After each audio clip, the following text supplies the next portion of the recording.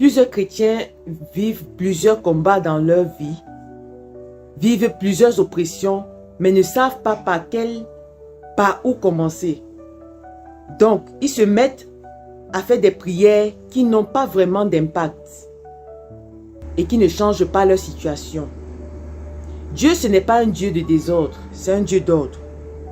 Donc, moi, si c'était à refaire, si je venais de naître de nouveau, par quoi est-ce que je commencerais? Ça, c'est l'objectif de la vidéo.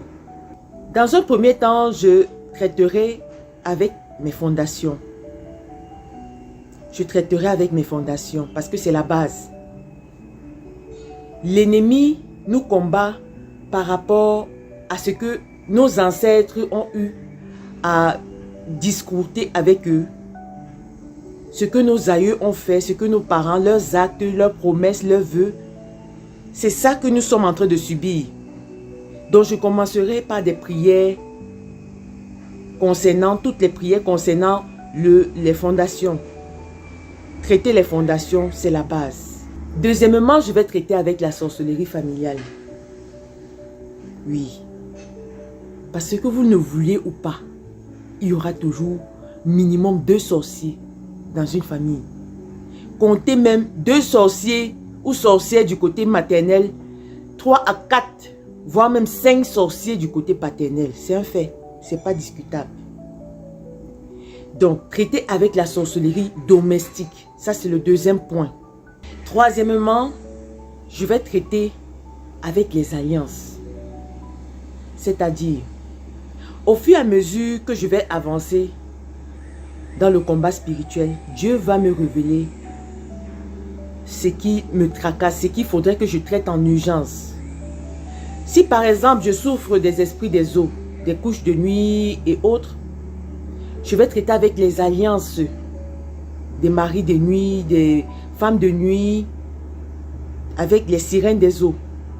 Si peut-être dans un songe, Dieu me révèle que je vais quelque part et que jusqu'à ce que je me réveille, je n'arrive pas, je vais traiter avec par exemple l'alliance de non-accomplissement. Je vais tenir un cahier de songes, ce qui va me permettre de noter et de voir mon évolution jusqu'à ma délivrance finale. Ceci n'est pas une vérité absolue. Ça dépend de tout un chacun. Ça dépend de ce qui vous combat. Ça dépend également de la révélation que vous avez du Seigneur. Je chercherai de l'aide dans mon église locale dans laquelle je persévère. Par exemple, auprès du pasteur, auprès d'un groupe d'intercession, pourquoi pas. Mais que cela ne soit pas un mode de vie, ce ne sera pas un mode de vie pour moi. Également, je pourrais me documenter, acheter des livres appropriés, des livres de prière, des livres de combat spirituel par exemple, qui correspondent à la situation actuelle que je vis.